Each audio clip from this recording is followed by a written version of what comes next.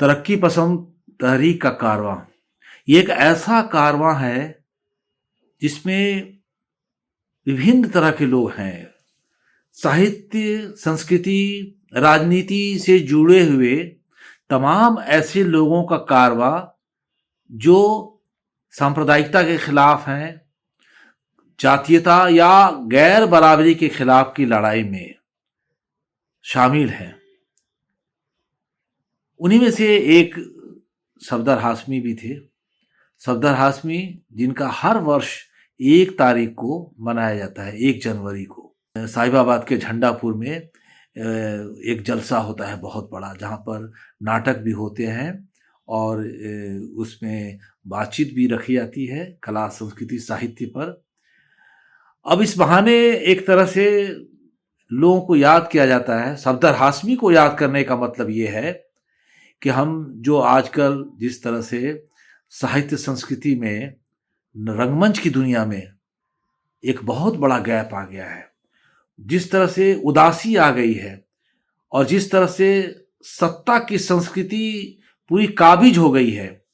सफदर हाशमी नाम है एक तरह से उस आंदोलन का, रंगमंच के उस आंदोलन का, जिन्होंने जन जन के बीच ले जाने के लिए रास्ता नुक्कड़ नाटक का अपनाया। वो सत्ता के लोगों ने कहीं ना कहीं उनको नापसंद था, इसलिए उन पे जानलेवा हमला किया, उनकी हत्या की।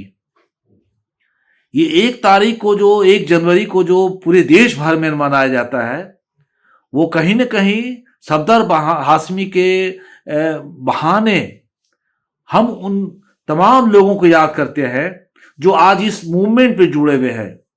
उन्होंने जो जिस तरह के अपने नाटकों के माध्यम से जिस तरह के विचार, ख्यालात लोगों के बीच ले जाने का काम किया, वो अभी खत्म नहीं हुआ है।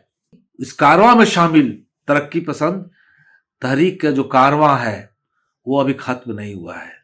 उस कारवां में जो शामिल हैं वो लोग जगह जगह, गांव गांव में ले जाकर बताने की कोशिश कर रहे हैं कि ये आग अभी खत्म नहीं हुई है।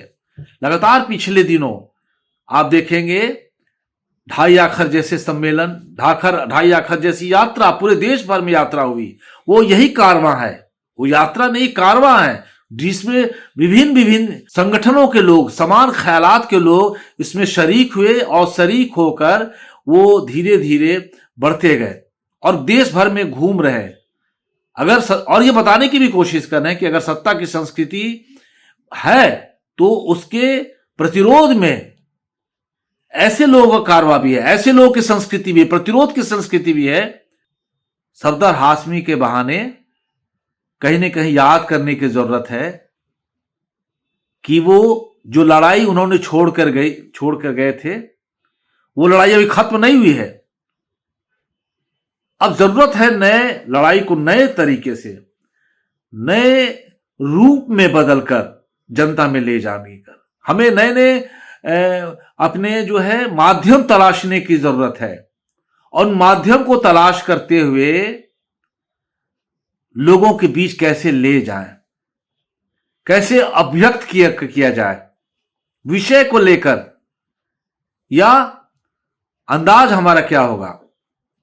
ये अभी हमारे सामने चुनौती है सब रंगकर्मियों के सामने।